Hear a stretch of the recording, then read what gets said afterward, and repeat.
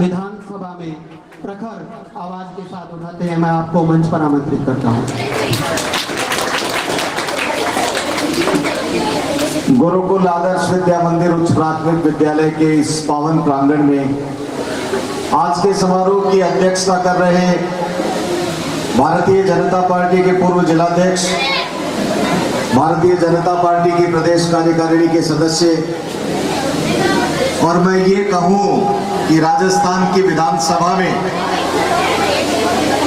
कांग्रेस की इस नकारा सरकार को कई बार घुटनों के बल चलाने वाले राजेंद्र राठौड़ साहब के बहुत ही करीब छोटे भाई कह दो, बेटे के समान कह दो, सलाहकार कह दो, जो पूरे विश्व में भारत में रिकॉर्ड बनाया ब्लड डोनेशन कैंप्स लगा करके उनके जन्मदिन पर, उसके संयोजक कह दो, हमारे बहुत ही कुशल संगठनकर्ता कह दो आदरणीय वासुदेव चावला साहब, हमारी पंचायत समिति रतनगढ़ के पूर्व प्रधान रही और वर्तमान में जिला परिषद के सदस्य, बहुत आदर के योग्य आदरणीय संतोष तालनिया जी, आदरणीय जाबरमल जी भाई साहब, मुरलीधर जी, बाबूलाल जी और भाई नेमीचंद जी सांकला,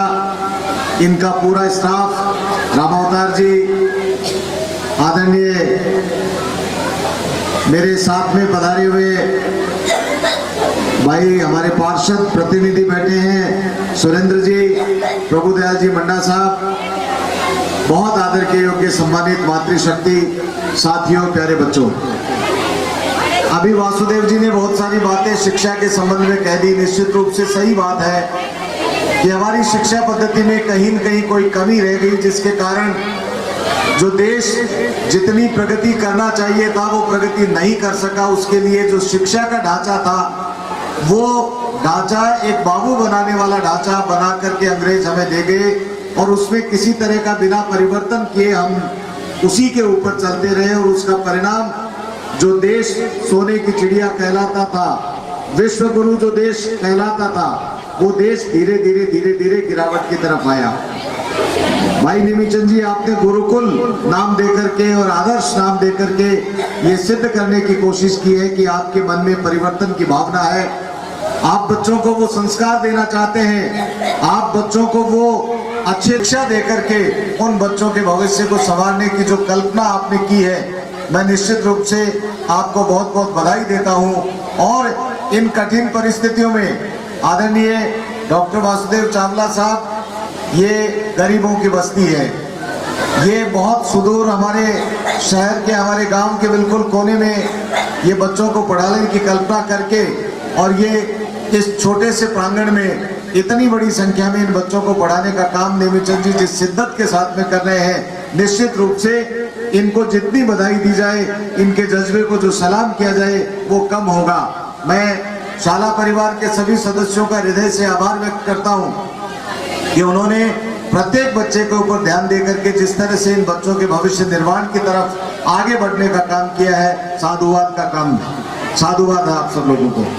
मुझे आप लोगों ने इस मुबारक मौके पर बुलाया, आप लोगों के बीच में आने का मौका दिया, इसके लिए भी मैं आप सब लोगों का हृदय से धन्यवाद देता हूं। मेरे बारे में अभी कुछ बातें जो हमारे उद्घोषक महोदय वो कह रहे थे, बच्चों जीवन में ध्यान से सुनना इस बात को, जीवन में कठिनाइयां आती हैं, जीवन में विपरीत परिस्थितियां आती हैं, लेकिन व्यक्ति गोल को डिसाइड करके अपने लक्ष्य का निर्धारण करके यदि उस लक्ष्य के प्राप्ति की तरफ कड़ी मेहनत के साथ में आगे बढ़ता है तो सफलता उसके कदम चूमती है। मैं आप सब लोगों से ये उम्मीद करता हूं कि आप कठिन मेहनत करें, मेहनत का कोई दूसरा अल्टरनेट नहीं है, और जीवन में लक्ष्य निर्धारित करें। और जो डॉक्टर वासुदेव जी ने अभी एक बात कही है उसके ऊपर उसको गांठ बांध करके ग्रहण कर लें अभिभावक लोग कि जो बच्चा आपका जिस दिशा में जाना चाहता है, मैं जो पढ़ाने वाले शिक्षक वृंद है उनसे भी निवेदन करूंगा कि बच्चे के टैलेंट को पहचाने, और जो बच्चा जिस टैलेंट का है, बच्चा यदि इंजीनियरिंग करना चाहता है तो उसको इंजीनियरिंग बनाओ, उसको डॉक्टर मत बनाओ, उसको डॉक्टर बनना है, यदि उसकी इच्छा डॉक्टर बनने की है तो उसको इंजीनियरिंग की लाइन में मत डालो। यदि कोई बच्चा अच्छा पेंटर बनना चाहता है तो उसको पेंटिंग के फील्ड के अंदर आगे बढ़ाओ। एमएफ हुसैन की पेंटिंग्स करोड़ों करोड़ों रुपए में बिकती है, कोई फील्ड कमजोर नहीं होता है। इसलिए अभिभावकों से मेरा निवेदन है कि वो अपने बच्चे के टैलेंट को पहचान करके, हर बच्चे में टैलेंट होता है, उसके टैलेंट को पहचान करके उसको उसी दिशा में आगे बढ़ाए और बच्चे कठिन मेहनत करके अपने गोल को अचीव करने के लिए अनवरत न केवल प्रयास करें बल्कि कठिन मेहनत करते हुए आगे बढ़े तो सफलता आपके कदम चूमेगी। वार्षिक उत्सव है। मैं भाई नेमीचंद जी, अभी हम लोगों को आज चूंकि देश के यशस्वी प्रधानमंत्री नरेंद्र मोदी जी के 100वें एपिसोड, 100 बार देश को, राष्ट्र को वो संबोधित कर चुके हैं मन की बात के माध्यम से। और मन की बात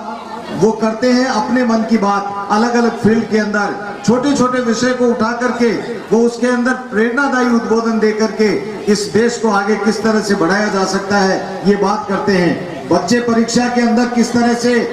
तनाव के अंदर आ जाते हैं, वो तनाव को कैसे कम कर सकते हैं, पिछले एपिसोड के अंदर उन्होंने ये बात भी बताई थी। तो वो हर विषय को छूते हैं। उसमें आज उस कार्यक्रम में भी हमें जाना है। मैं आपको विश्वास दिलाता हूं कि उस कार्यक्रम के बाद में